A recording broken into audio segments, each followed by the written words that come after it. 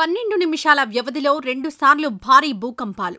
శుక్రవారం మయన్మార్ను వరుస భూకంపాలు వణికించాయి. రిక్టర్ స్కేలుపై వీటి తీవ్రత 7.7గా నమోదైంది. ఈ భూకంపం కారణంగా పొరుగున ఉన్న థాయిలాండ్ రాజధాని బ్యాంకాక్లో 2 సార్లు తీవ్ర ప్రకంపనలు చోటుచేసుకున్నాయి. ఈ ప్రకంపనల తీవ్రత 6.4, 7.3గా నమోదైంది. అటు భారత్ సహా ఆగ్నేయాసియా దేశాల్లోనూ ఈ ప్రభావం కాస్త కనిపించింది. ఈ భూకంప దాటికి ప్రజలు ప్రాణాలు అరచేత పెట్టుకుని బయటకు పరుగులు తీయగా ఎన్నో భవనాలు నిమిషాల్లో నేలమట్టమయ్యాయి. కాగా ఇప్పటివరకు వెలుగులోకొచ్చిన మృతుల సంఖ్య అందర్నీ నివ్వెరపరుస్తోంది. ఈ భూకంపాల వల్ల ఆకాశ హార్మ్యాలు కూడా దెబ్బతిన్నాయి. చాలా భవనాలు పేకమేడల్లా కూలిపోయాయి. ఈ భారీ ప్రకంపనల ధాటికి తీవ్ర ఆస్తి ప్రాణనష్టం సంభవించింది.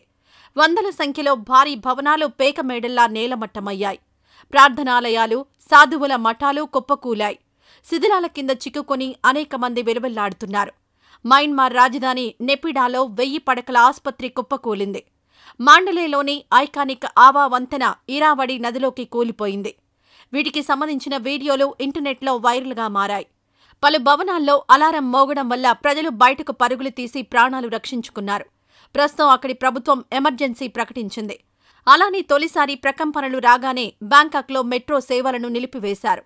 రెండోసారి ప్రకంపనలకు ఏకంగా మెట్రో రైళ్లు కూడా ఊగిపోయాయి. ప్రకంపనల ధాటికి నిర్మాణంలో ఉన్న 33 అంతస్తుల భవనం చూస్తుండగానే కూలిపోయింది. ఆ టైంలో 320 మంది అక్కడ పనిచేస్తున్నట్టు తెలుస్తోంది.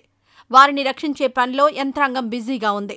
అలానే శిథిలాల కింద చిక్కుకున్న వారిని కాపాడేందుకు సహాయ బృందాలు రంగంలోకి దిగి తీవ్రంగా శ్రమిస్తున్నాయి. అయితే అంతర్యుద్ధం కారణంగా మయన్మార్లో వివిధ ప్రాంతాల నుంచి ఇంకా సమాచారం అందాల్సి ఉన్నందున ప్రాణ, ఆస్తి నష్ట తీవ్రత పెరగొచ్చని భావిస్తున్నారు.